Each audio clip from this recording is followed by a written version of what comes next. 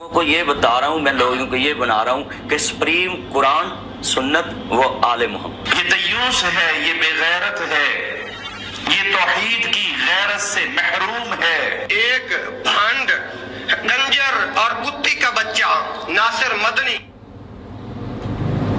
علی بھائی اگلا سوال ہے، پچھلے دنوں اہل حدیث خطیب مولانا ناصر مدنی صاحب نے جی دوستو، آپ نے دیکھا اور سنا مولانا ناصر مدنی کو گندی گالیاں، مرزا کی یہ ویڈیو ہے جس میں اس نے اہل حدیث علماء کی کلپس ڈالیں اپنی ویڈیو میں۔ تو اگر ہم اس کے کلپس ڈالیں تو کہتا نہیں جی خیانت کر رہے ہیں، دھوکہ دے رہے ہیں، قرآن پاک کی آیتیں پڑھے گا، یا ایھا الذین آمنوا لا تقربوا الصلاۃ وانتم سکارا، اگر آپ نے لا تقربوا الصلاۃ تک پڑھا تو پھر آپ نے خیانت کی ہے، یہ ہے وہ ہے، بڑے بڑے بھاشن دے گا۔ اب بھاشن کدھر گئے؟ تو کیا یہ خیانت نہیں ہے؟ جناب میری ایک بات پیک پہ ہوتی ہے تو وہ میری بات کاٹ دیتے ہیں، تو ان کی بات بھی پیک پر ہو سکتی ہے، تو نے کاٹ دی ہے۔ تو خود کرے تو ٹھیک ہے، اور ہم جب لوگوں کو بتائیں کہ کتنا بڑا فراڈیا ہے، آپ علیہ السلام کو چھوکرا کہتا ہے، گستاخیاں کرتا ہے صحابہ کرام علیہ رضوان کی اور قادیانی کی سپورٹ کرتا ہے، نہیں میری ویڈیوز کاٹتے ہیں، اب تو کاٹتا ہے یہ ٹھیک ہے؟ آگے میں آپ کو اور دکھاتا ہوں۔ ٹی وی چینل کو انٹرویو دیتے وہ بدبخت جو جہنم کا بیٹھا ہوا، معاذ اللہ، اس نے رسول اللہ کے بارے میں اتنی بڑی ہردہ سرائی کی اور جھوٹ بولا ہے۔ اس نے کہا ہے کہ یہودی کہتے تھے کہ رسول اللہ صلی اللہ علیہ وسلم معاذ اللہ ثم معاذ اللہ، ہم یہ لفظ نہیں کہہ سکتے۔ اس نے آپ صلی اللہ تعالیٰ علیہ وآلہ وسلم کی گستاخی کی کہ میری کون سنے گا۔ آپ علیہ السلام کی دعوت پر تو 10 یہودی بھی مسلمان نہیں ہوئے تھے، یعنی آپ علیہ السلام کی دعوت کا نقص نکال رہا ہے۔ آپ علیہ السلام کو کل کا چھوکرا کہتے تھے، ہم نے کہا کب کہا؟ انہوں نے کہاں لکھا ہوا ہے؟ قرآن پاک کی آیتیں پڑھ پڑھ کے جناب اللہ کے محبوب صلی اللہ تعالیٰ علیہ وآلہ وسلم کے بارے میں یعرفونہ کما یعرفون ابناءہم، آپ کو اس طرح پہچانتے ہیں جس طرح اپنے بچوں کو پہچانتے ہیں، تو اپنے بچے ہی سمجھتے ہوں گے۔ بھائی وہاں پہچاننے کی بات ہے کہ آپ صلی اللہ تعالیٰ علیہ وآلہ وسلم کی صفات ان کی کتابوں میں موجود تھی، آپ کو پہچانتے جس طرح آدمی اپنے بچوں کو پہچانتا ہے، تو کہتا بچے سمجھتے ہوں گے۔ پھر کل کا چھوکرا لفظ کہا، جب ہم نے اس کو جواب دیے جناب اس کو 1 سال تک جواب نہیں آیا اور ہمیں گالیاں دینے لگا۔ پھر ہم نے اس کی ویڈیو دکھائی، عمر صدیق اس کو کل کا چھوکرا کہتا ہے یہ گندی گالیاں ہیں، بازاری زبان ہے۔ جب اس نے نبی علیہ السلام کو کل کا چھوکرا کہا وہ بازاری زبان نہیں تھی، اور جب اس کو کہا گیا تو جناب بازاری زبان ہے۔ اب اس کے بعد اس نے ایک کلپ ڈھونڈا وہابی علماء کا جس میں وہ کل کا چھوکرا کہہ رہے ہیں اپنا دفاع کرنے کے لیے، تو نے کیوں کلپ کاٹے جناب؟ پوری بات دکھاتا نا، پونا گھنٹہ 1 گھنٹہ جہاں یہ بات کر رہے ہیں، پھر بات پتہ چلتی نا۔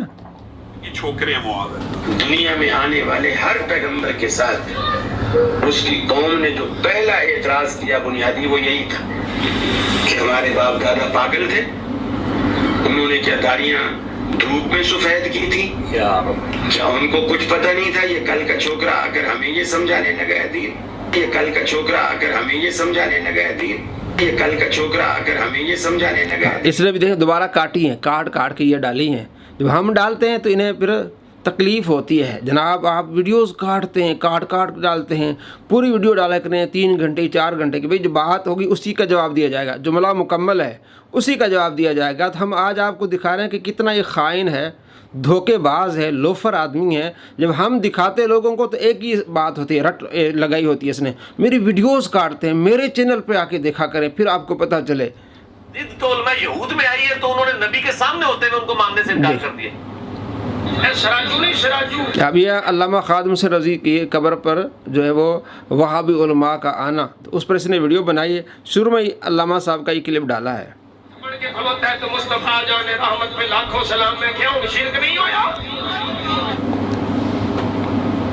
علی بھائی اگلا سوال ہے، مولانا خادم حسین جی ہم نے آپ کو 3 کلپس دکھائے جس میں اس نے علماء کے کلپس کاٹ کے ڈالے ہوئے ہیں۔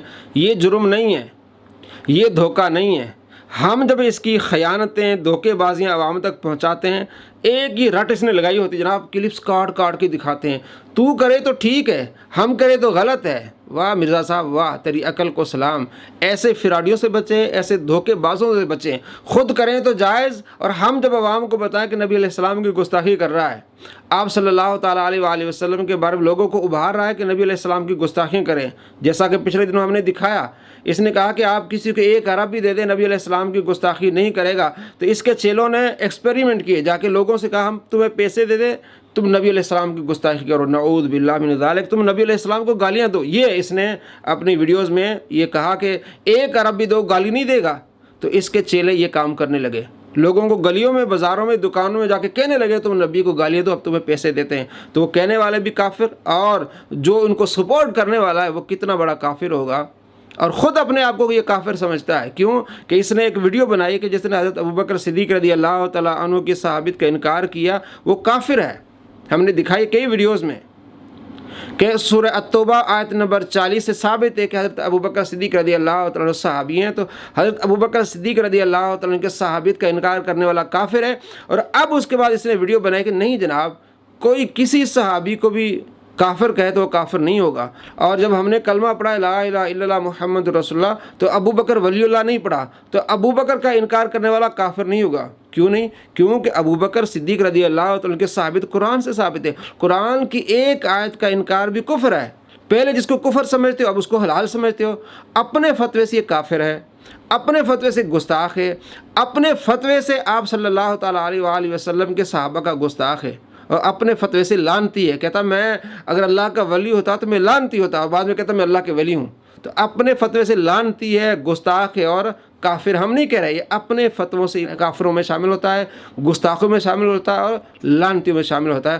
اللہ کریم ایسے گستاخوں اور لعنتیوں سے ہم سب کو بچائے، اور ایسے لعنتیوں کی تعلیم سے ہمیں بچائے۔ قرآن پڑھتے ہیں لیکن خوارج والا عمل کرتے ہیں، سور والا عمل کرتے ہیں، قرآن پاک میں وہ آیات جو کفار کے متعلق کے مسلمانوں پہ چسپاں کرتے ہیں۔ حضرت عبداللہ بن عمر فرماتے ہیں 6930 نمبر روایت بخاری میں، اس کے اوپر امام بخاری لائے ہیں کہ بدترین مخلوق ہے جو قرآن پاک کی آیات کفار کے متعلق کے مسلمانوں پہ چسپاں کرتے ہیں، اس کا یہی عمل ہے، یہی کرتا رہتا ہے۔ اللہ کریم ایسے لعنتیوں سے ہم سب کو بچائے، اور ایسے لعنتیوں کی تعلیم سے ہم سب کو بچائے، ایسے فسادیوں اور شریروں سے ہم سب کو بچائے، ہمارے ایمان کی حفاظت فرمائے اللہ کریم۔ اور اے مرنے سے پہلے مسلمان اپنے ایمان کی فکر کر، ایسے لعنتیوں سے بچ جا، ایسے شریروں سے بچ جا، کہیں آخرت میں تمہیں پچھتانا نہ پڑے کہ ایسے فتنے بازوں اور لعنتیوں کے پیچھے چل کے تو نے اپنی آخرت کو برباد کیا۔ السلام علیکم ورحمۃ اللہ وبرکاتہ۔